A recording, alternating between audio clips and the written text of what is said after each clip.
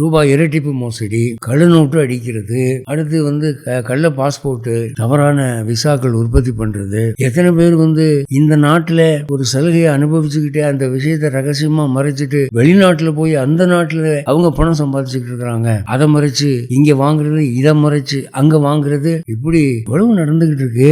எல்லா மட்டத்திலயுமே ஒரு தவறான பொருளீட்டல். எவ்வளவு பேர் ரொம்ப வசதியானவன் லோயஸ்ட் ஏழைக்கு வரக்கூடிய ரேஷன் கார்டு தனக்கு கிடைக்கும்படியான குறைச்ச வருமானத்தை எழுதி அவன் இலவச அரிசி வாங்கிட்டு உட்காந்துருக்கான். இதெல்லாம் தேவையா அவனுக்கு? இதெல்லாம் நியாயம் இல்லாத சம்பாத்தியம் தானே. அதான் அநியாயமாய் பணம் சம்பாதிக்கிறார்கள். அந்த பணத்தை எங்க வைக்கிறதுன்னு தெரியல. பேங்க்ல போட்டா வரி கட்ட வேண்டி வரும். அப்போ பாதாளத்துல புதைச்சு வைக்கணும். அந்த மாதிரி ஆஷா பாஷ சதைர் பந்தாகா, என்னன்னா கற்பனைக்குள்ளே அவர்கள் ஏராளமாக ஆசைப்படுகிறார்கள். என்ன அப்படின்னு சொன்னா, இந்த பணம் என் மகனுக்காகவும் அந்த பணம் அவன் மகனுக்காகவும் ஒரு 7 தலைமுறைக்கு நம்ம சேர்த்து வச்சிருவோம். அப்படி ஐயா நாளைக்கு நமக்கு திடீர்னு ஒரு கொலை கேஸ்ல மாட்டிக்கிறோம், கோர்ட்டுக்கே இவ்வளவு பணம் போயிடுமே, அப்ப நம்ம இன்னும் சேர்க்கணும், இன்னும் சம்பாதிக்கணும் என்று இவர்களே கற்பனை பண்ணி கொண்டு நமக்கு பணத்தின் தேவை வரும் என்று இவர்களே கற்பனை பண்ணி கொண்டு மேலும் மேலும் பணத்தை குவிக்கிறார்கள். அதான் சொல்றேன், ஆஷா பாஷ சதைர் பத்தாகா காம குரோத பராயணா.